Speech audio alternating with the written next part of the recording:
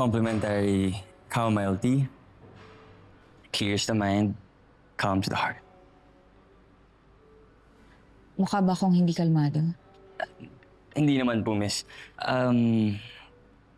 Napansin ko lang na medyo mukha kayong stressed na stressed. Haggard ako? Hindi. Cute mo nga eh. Ha? I mean, may I?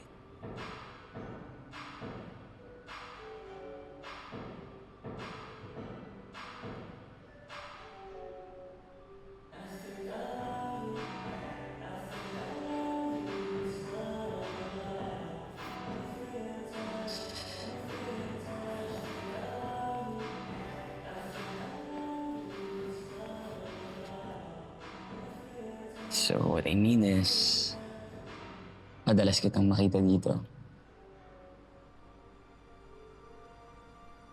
And every time na nakikita kita, seems to be na may binibisita kang someone sa nearby cemetery.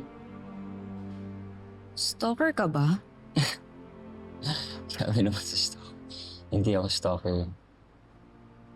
Lagi lang ako nandito. And I love observing people. Kung happy ba sila, kung malungkot. And now I see na parang may pinagdadaanan ka. Heartbreak? Okay pala tong cafe na to. May free chamomile tea na, may free counseling pa. Oh. Well, I'm sorry if I came across as intrusive. By the way, I am Javier. Javier Mendoza.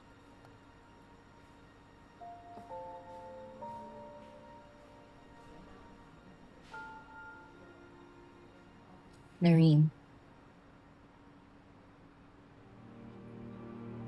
So, tama ba yung hula ko na nanggagaling ka sa cemetery?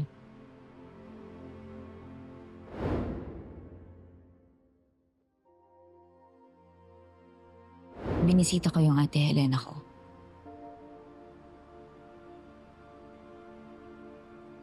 You know, ako rin na binibisita sa cemetery. Si Kuya Sander. He passed away a few years ago. Na-involved siya sa road rage incident. I'm so sorry to hear that. It's okay. Actually, siya yung may-ari ng cafe na to. And siya rin yung nagpangalan ng A Cup of Happiness. Yung version kasi ni Kuya was to help relieve everyone's pain with every cup.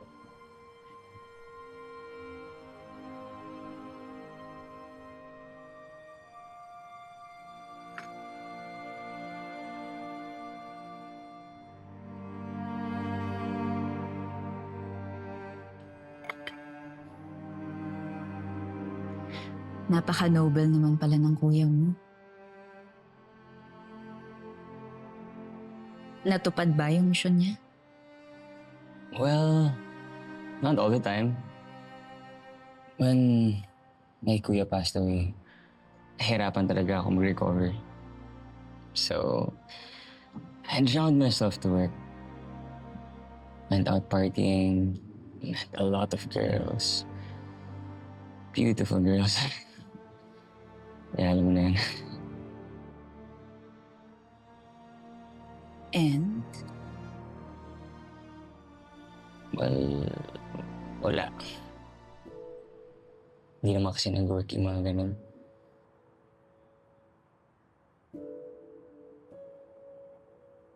Pero mukhang okay ka naman ngayon. You mean, I look good? Yun ba? Fine. Oh, you look good. You look at peace. Nice. Well, akala ko, sabi mo cute ako.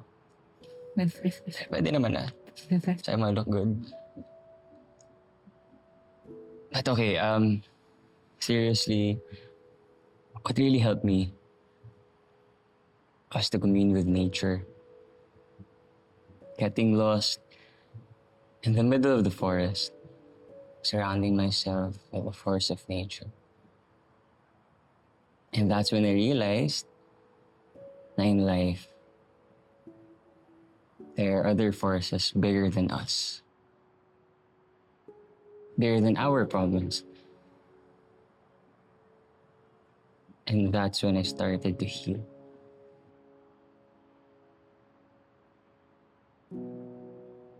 Buti nakapag-heal ka na.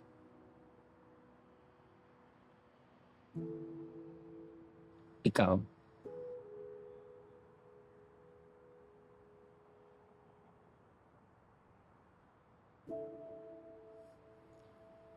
Hindi ko alam.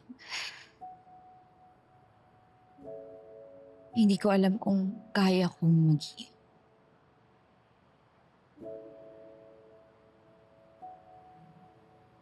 Natatakot kasi ako.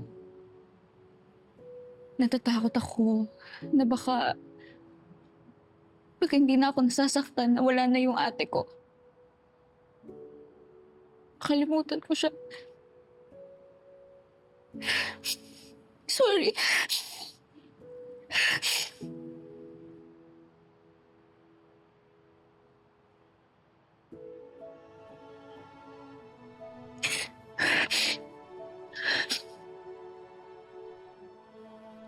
sino ba nagsabing hindi ka na masasaktan kapag healed ka na? Grief will always be there. That grief can also be our friend.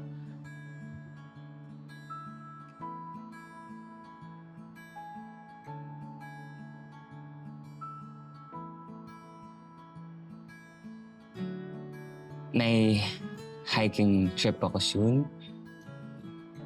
When you're ready, gusto mong sumama.